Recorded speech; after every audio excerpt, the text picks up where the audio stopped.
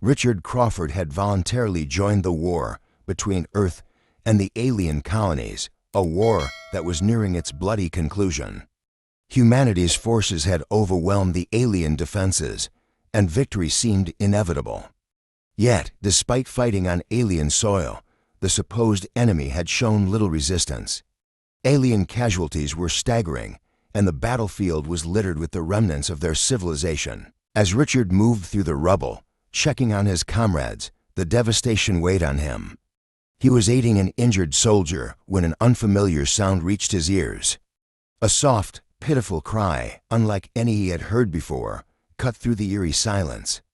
He froze, trying to locate the source, his instincts on high alert. Richard's eyes finally settled on a small figure huddled among the debris. It was an alien infant, its tiny form trembling with fear. His first instinct was caution this could be a trap. He scanned the area with his weapon ready, his trained gaze searching for any hidden threats. That was when he saw her, a wounded alien woman slumped nearby, her breathing labored. "Please, please don't hurt my son," the woman cried, her voice hoarse and filled with desperation. Richard hesitated.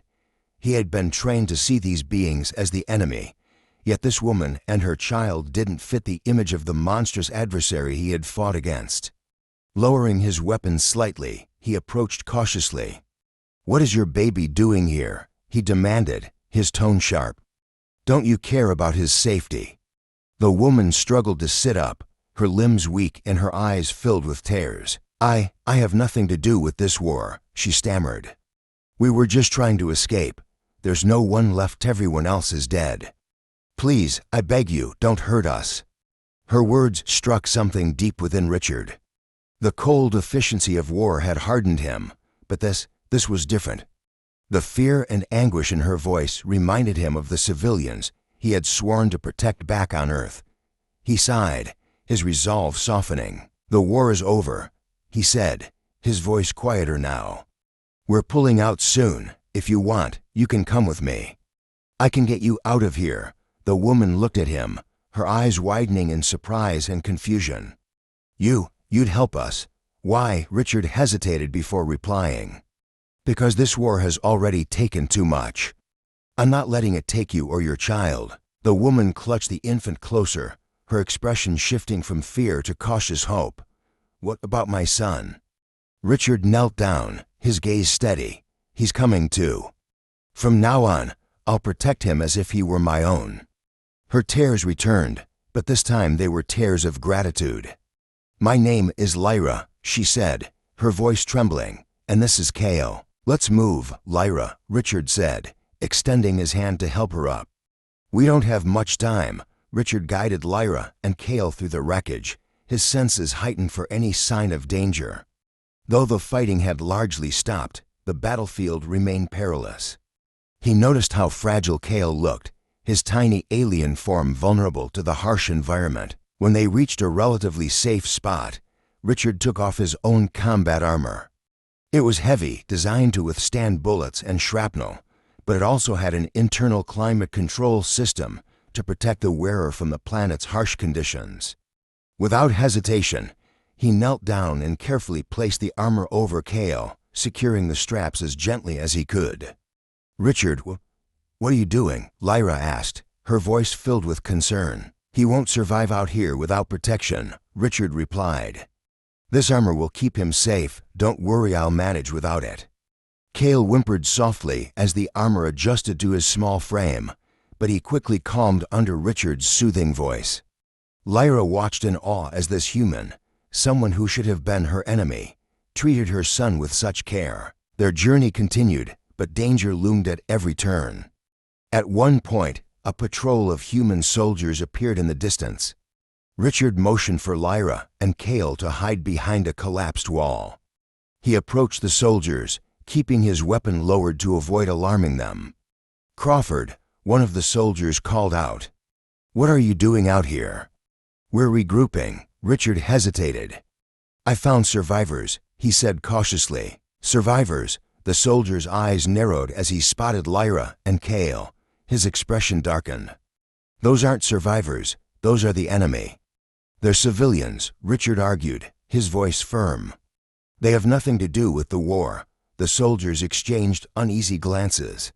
"Orders are orders, Crawford," one of them said. "You know what we're supposed to do." Richard stepped closer, his voice lowering dangerously. "If you think I'm going to let you harm a child, you're wrong. I'll take full responsibility for them, but they're coming with me." The tension hung thick in the air, but eventually the soldiers relented. "Fine," one muttered, "but this is on you. Don't expect us to back you up if the brass finds out." Richard managed to get Lyra and Cale onto a transport heading back to Earth. However, their arrival on Earth marked the beginning of a new challenge. The war had left humanity bitter and distrustful of aliens, and Lyra and Cale's presence could ignite a firestorm of controversy. Richard kept them hidden in his home, using his own resources to provide for them. During this time, he and Lyra grew closer. She told him about her people, their culture, and how the war had started due to a catastrophic misunderstanding. Richard began to question everything he had believed about the conflict. Cale, meanwhile, became a light in Richard's life. The boy's laughter and curiosity were a stark contrast to the horrors Richard had witnessed. Slowly, Richard began to see him not as an alien, but as a symbol of hope. When their presence was eventually discovered, authorities demanded that Lyra and Cale be handed over. Richard refused, standing his ground even as public opinion turned against him. Crowds gathered outside his home, some shouting for justice and retribution, while others, quieter but growing in number, voiced their support for Richard's bravery and his plea for understanding. Lyra, shaken by the hostility, hesitated to speak at first. She feared that no one would listen to an alien mother pleading for her life and her child's future. But Richard encouraged her, his voice firm and reassuring. "They need to hear you, Lyra. No one can tell your story better than you can. I'll be right here." With trembling hands, Lyra stepped forward, addressing the gathered crowd. Her voice was steady, though her alien accent added a strange, melodic quality to her words. "I am Lyra," she began, her gaze sweeping over the faces before her.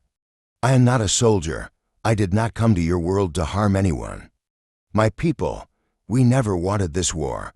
It was thrust upon us, just as it was thrust upon you. And now we are all its victims." She paused, holding Cale closer as she continued. "This child, my son, has done no wrong. He does not carry the burden of this war, nor the hatred that fuels it. He is innocent, just as your children are innocent. He deserves to grow up without fear, without violence, without being hated for simply existing." Her words rippled through the crowd like a wave. Some softened, their expressions shifting from anger to contemplation. Others remained unmoved, their hostility evident in their harsh murmurs. The authorities, however, were less willing to listen. They declared Lyra and Cale a threat to public safety and insisted that they be taken into custody for interrogation. When Richard refused, they moved to arrest him. Richard knew this moment would come. Before they could reach him, he activated a hidden signal on his communicator, summoning a small group of soldiers who had served alongside him during the war. These were men and women who had witnessed the horrors of the battlefield and had begun questioning the righteousness of their mission. The soldiers arrived swiftly, forming a protective barrier around Richard, Lyra, and Cale. Their presence created a tense standoff. One of the officers leading the arrest hesitated, clearly unnerved by the defection of Richard's allies. "Do you really want to escalate this?" Richard asked, his voice calm but unyielding. "You've seen what the war has done. You've seen the innocent lives it's destroyed. Are you willing to add more to that list?" The officer faltered, but before he could respond, a new voice cut through the tension. "I think we've heard enough." The crowd turned to see an older man stepping forward, his face lined with the weight of authority and experience.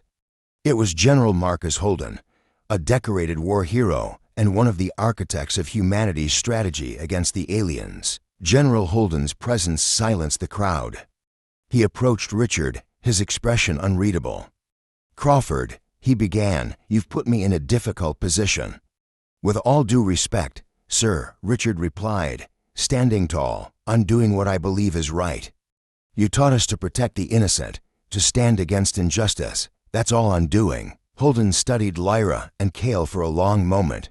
Finally, he spoke. "Your actions have stirred something unexpected.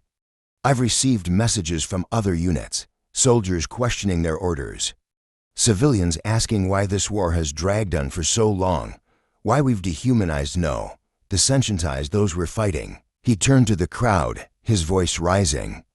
"Perhaps it's time we rethink our approach. This war has cost us dearly, and maybe it's time we start talking about peace." The crowd erupted into a mix of cheers and shouts of dissent. Holden raised his hand, demanding silence. "I will personally ensure the safety of this woman and her child. They will not be harmed." "But," he added, looking pointedly at Richard, "their fate is far from decided. We still have much to discuss." Lyra and Cale were moved to a secure location under Holden's protection. Richard was temporarily detained, but treated respectfully, his actions earning both admiration and scrutiny. Meanwhile, Holden initiated a series of secret meetings with representatives from both sides, using Lyra's testimony as a foundation for peace talks. In the weeks that followed, the public's opinion continued to shift. Lyra was allowed to speak at an international summit, her words broadcast across the globe. She spoke not only of her own plight, but of the shared suffering that had connected humans and aliens in their grief. Cale, dressed in a scaled-down version of Richard's protective armor, became an unexpected symbol of hope. Images of the small alien child walking hand in hand with Richard spread across the media, challenging perceptions and sparking debates. Over time, the hostility began to fade. Negotiations led to the first tentative agreements for a ceasefire. Richard, Lyra, and Cale became unlikely ambassadors for a fragile but growing alliance. Though the road ahead was uncertain, their story proved that even in the aftermath of war, humanity's capacity for compassion could shine through. Together, they planted the seeds of a future where peace might finally take root.